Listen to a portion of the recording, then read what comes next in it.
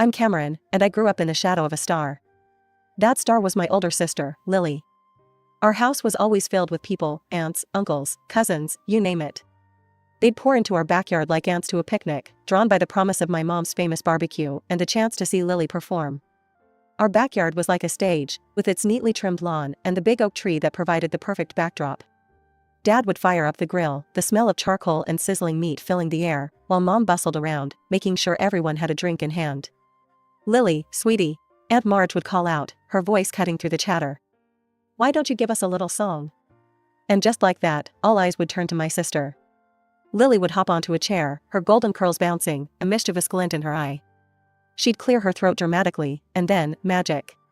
"My heart will go on and on," she'd warble, doing her best Celine Dion impression. The adults would go wild, clapping and cheering like they were at a real concert. Mom and Dad would beam with pride, Dad often wiping a tear from his eye. Meanwhile, I'd be off to the side, trying to blend in with the bushes. It's not that I didn't want to join in, but every time I opened my mouth to sing, it sounded like a cat being strangled. And poetry? Forget about it. The words would tangle on my tongue, leaving me red-faced and stammering. I've heard my relatives whisper that I'm so unlike my sister. It wasn't just the relatives. Mom and Dad made it clear who the star of the family was. While Lily got shuttled from dance classes to singing lessons to art workshops, I was left to my own devices. Not that I minded much. I found solace in the dusty old books that lined our shelves. The only person who seemed to get me was Great Aunt Maggie. She'd find me hiding behind the garage or up in the treehouse, nose buried in a book. "What adventure are you on today, Cameron?" she'd ask, settling down beside me. I'd look up, grateful for the interruption. "Oh, just reading about ancient Egypt," I'd say, showing her the cover of my latest find. Maggie would nod, her eyes twinkling. "You've got a good head on your shoulders, girl. Don't let anyone tell you different." Those moments with Maggie were like a balm to my soul. She didn't expect me to perform or be anyone other than who I was. With her, I could just be Cameron, the quiet, bookish girl who preferred the company of paper and ink to the chaos of family gatherings. But as much as I cherished those moments, they couldn't erase the sting of being the forgotten child. Every time Lily mastered a new song or won another award, my parents would shower her with praise and gifts. New clothes, the latest gadgets, you name it, Lily got it. And me? I got hand-me-downs and sighs of exasperation. School became my sanctuary. While I wasn't exactly Miss Popularity, I found my groove in the classroom. I wasn't content to just sit there and let the lessons wash over me. No, I was determined to understand every single thing the teachers said. "Mrs. Thompson," I'd say after class, my voice quiet but steady, "could you explain that bit about mitosis again? I didn't quite get it." She'd smile, obviously pleased by my interest.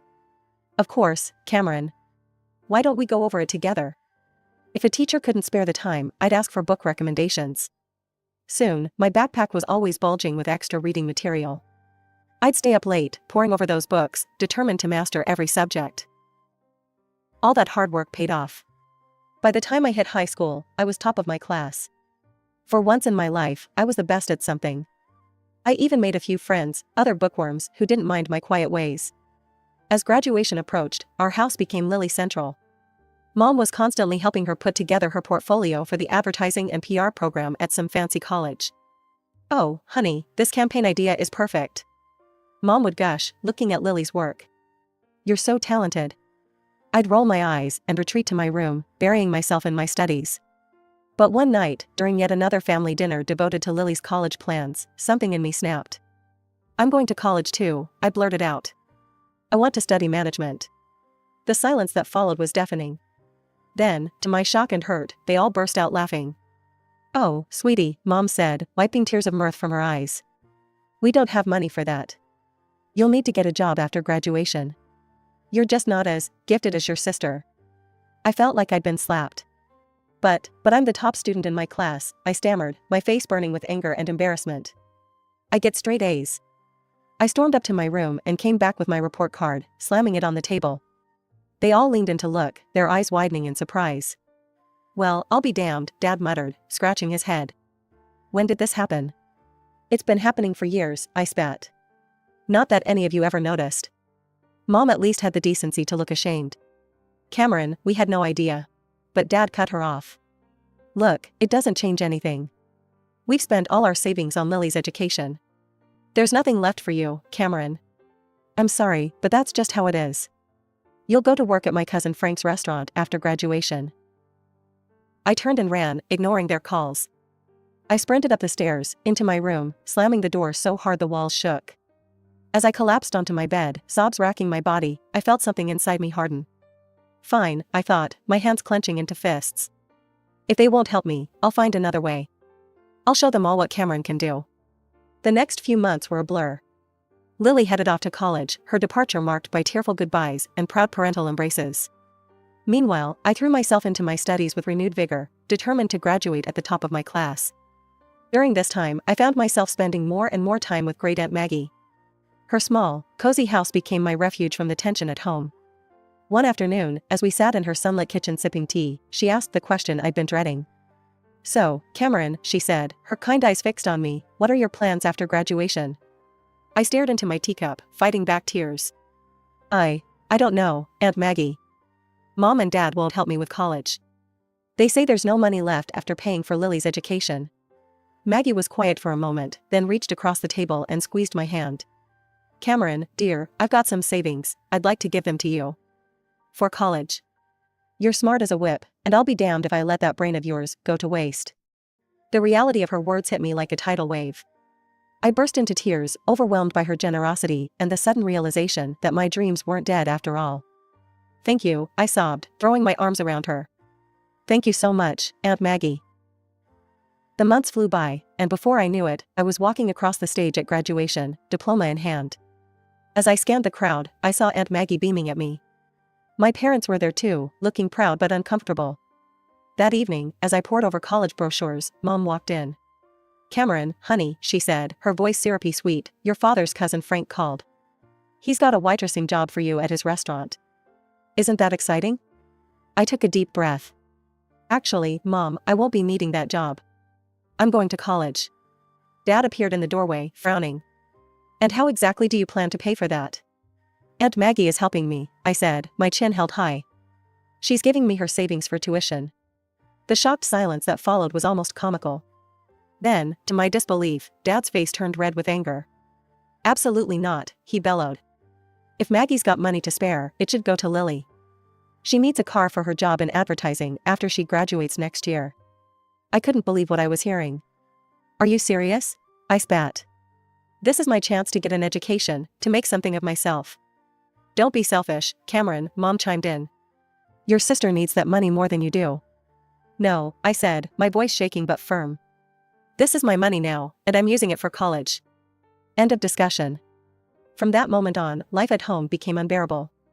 My parents either ignored me completely or snapped at me over the smallest things. The tension was suffocating. After a particularly nasty argument, I called Aunt Maggie in tears and told her everything. "Pack your bags, sweetheart," she said without hesitation. "You're moving in with me."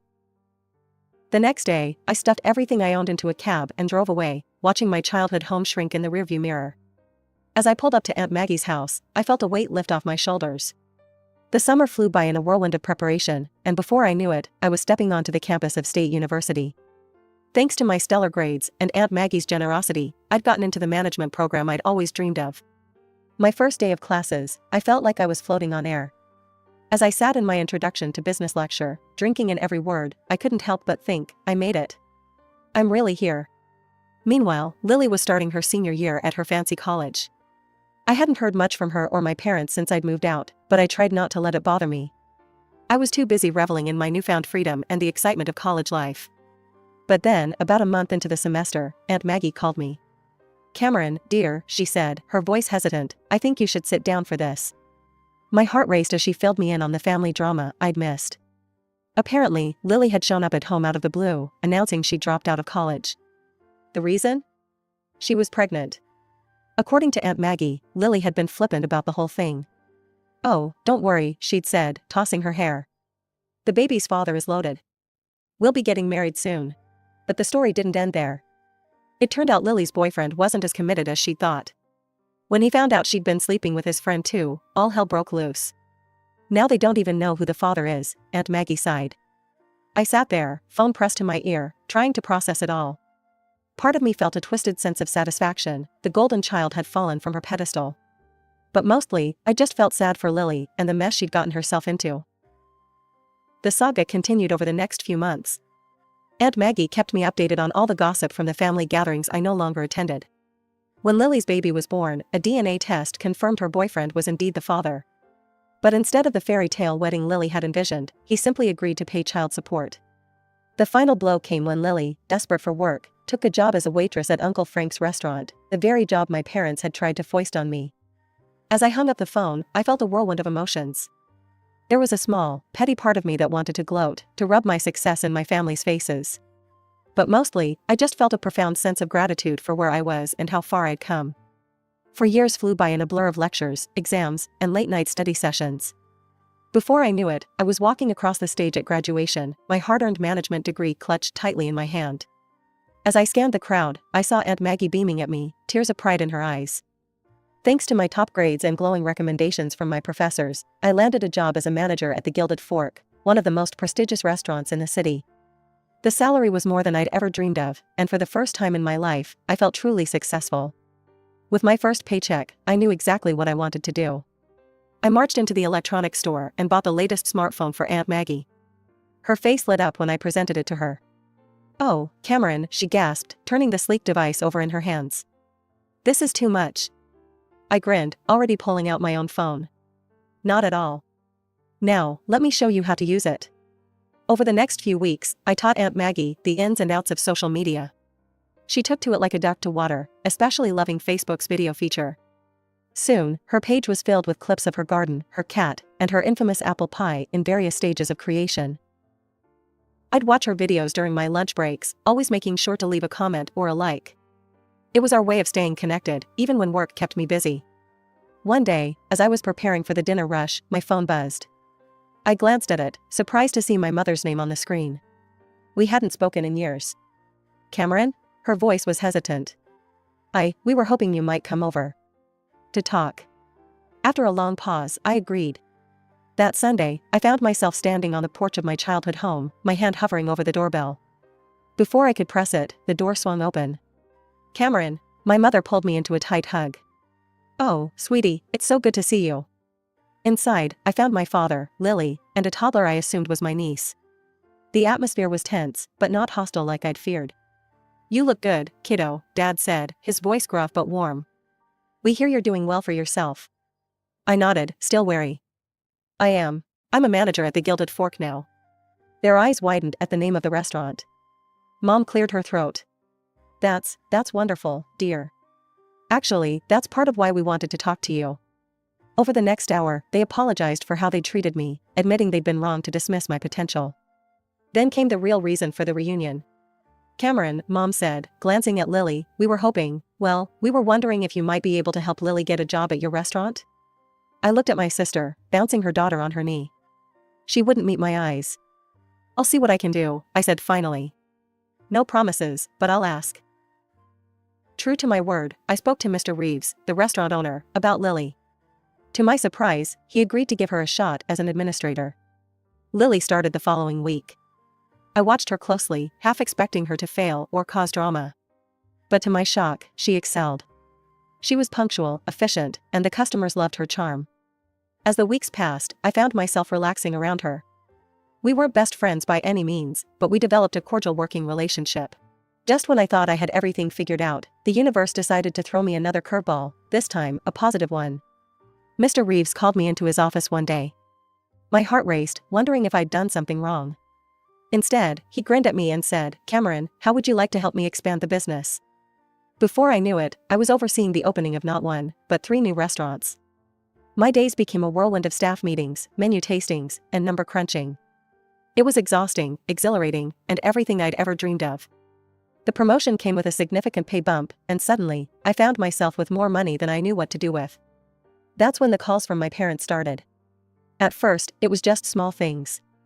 "The roof is leaking," Mom would say, her voice hesitant. "We were wondering if you might be able to help out a little." I was surprised at how good it felt to say yes, to be able to solve their problems with a simple transfer of funds. It started with a roof, then it was a new water heater, and before long, I was funding a complete home renovation. As their financial situation improved, thanks to my monthly allowance, the infamous family parties started up again. But this time, when I attended, things were different. Have you heard about Cameron's latest project? Mom would gush to the relatives. She's opening a new restaurant downtown. We're so proud of her. I'd catch Lily's eye across the room, and she'd give me a small smile. She was doing well too, having been promoted to head administrator at the Gilded Fork. My girls, Dad would say, an arm around each of us. Both of them making their old man proud. Part of me wanted to be bitter, to remind them of how they'd treated me before. But a larger part reveled in the warmth of their approval, something I'd craved for so long. As I drove home that night, I felt a sense of contentment wash over me. Finally, after all these years, I had what I'd always wanted, success in my career and the love and appreciation of my family. I was the golden child now, but better than that, I was my own woman, standing on my own 2 feet. It was a lazy Sunday afternoon when my world came crashing down around me. I was scrolling through Facebook, sipping my coffee, when I saw that Aunt Maggie had posted a new video. It was from one of the family gatherings I'd missed due to work commitments. Smiling, I clicked play, expecting to see the usual scenes of laughter and merriment. What I saw instead made my blood run cold. There, in living color, were my parents, their faces flushed with alcohol and self-righteousness. Mom was gesticulating wildly, her voice slurred but unmistakable. And Cameron, that ungrateful little freeloader, she was saying, she barely gives us anything. We're not made of money, you know. Dad chimed in, his face red. That's right. We're doing just fine, thanks to our Lily. She's the one keeping that fancy restaurant afloat. Cameron just rides on her coattails. The video continued, with various relatives nodding along, some even adding their own criticisms. Lily sat in the corner, looking uncomfortable, but not contradicting them. As the video ended, I sat there, stunned. How could they? After everything I'd done for them, all the money I'd given them, how could they turn around and say such awful, untrue things? With shaking hands, I scrolled down to the comments. There, I saw a stream of messages from my parents.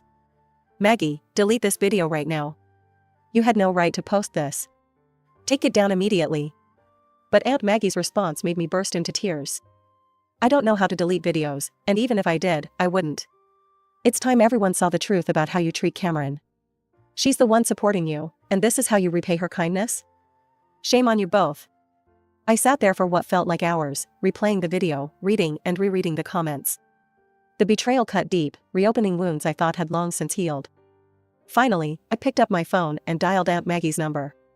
Oh, Cameron, dear, she said when she answered, her voice full of sympathy. I take it you've seen the video? Yeah, I croaked, my voice raw from crying. I can't believe it, Aunt Maggie. How could they? I could hear the anger in her voice as she replied, they've always been like this, Cameron. You just haven't been around to see it. I'm sorry you had to find out this way, but maybe it's for the best. You deserve to know the truth. We talked for hours, Aunt Maggie comforting me as I cycled through shock, anger, and grief. As night fell, I made a decision. I'm cutting them off, I told Aunt Maggie, my voice firm despite the pain in my heart. No more money, no more help. They made their bed, now they can lie in it. The days following the video revelation were some of the hardest of my life. My phone buzzed constantly with messages and calls from my parents, but I couldn't bring myself to answer. Their words, so cruel and untrue, played on a loop in my mind. Finally, after a week of silence, I sent them a brief, cold text. I've seen the video. I know what you really think of me. Don't contact me again. The money stops now. Their responses came flooding in immediately. At first, they were apologetic. Cameron, sweetie, we're so sorry. We didn't mean any of it. Please forgive us. But as the days passed and I maintained my silence, their tune changed. We're your parents. You owe us. Each message twisted the knife deeper, but I stood firm. I'd given them chance after chance, and they'd thrown it all back in my face. It was time to break the cycle. Lily, surprisingly, stayed out of it. At work, she was the model employee, efficient and professional. If she harbored any resentment over the loss of our parents' financial support, she didn't show it. Our interactions remained cordial but distant. I'm not taking sides, she told me one day after a staff meeting. It's between you and them. I nodded, appreciating her neutrality even if part of me wished she'd stand up for me. But I understood. She had her own child to think about now. As the weeks turned into months, I found myself leaning heavily on Aunt Maggie. Our Sunday video calls became the highlight of my week.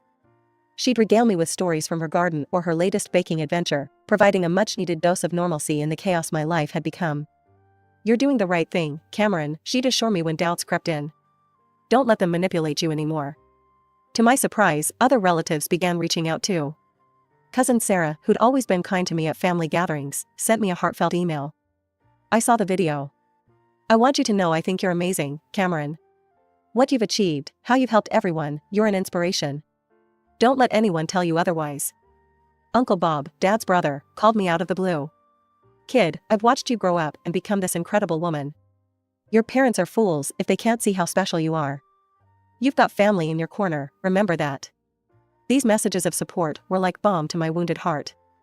I realized that while I might have lost my parents, I gained a family who appreciated me for who I truly was. As the year drew to a close, Mr. Reeves called me into his office. I went in nervous, wondering if the family drama had somehow affected my work performance. Instead, he smiled broadly and said, Cameron, I'm retiring next year. I want you to take over as CEO of the restaurant group. I stood there, shocked into silence. Finally, I managed to stammer out, Are you sure? He nodded, his eyes twinkling. I've never been more sure of anything in my life. You've earned this, Cameron. You're the reason this business has flourished. It's time you took the reins. As I left his office, my head spinning with possibilities, I realized something profound. The little girl who'd been overlooked and underestimated had grown into a woman who'd surpassed everyone's expectations, including her own. Thanks for joining me on this wild ride. If you loved this story, make sure to give the video a thumbs up and subscribe for more shocking tales of family drama and Reddit gold. Want to hear another crazy story? Click the video right here. Until next time, stay curious.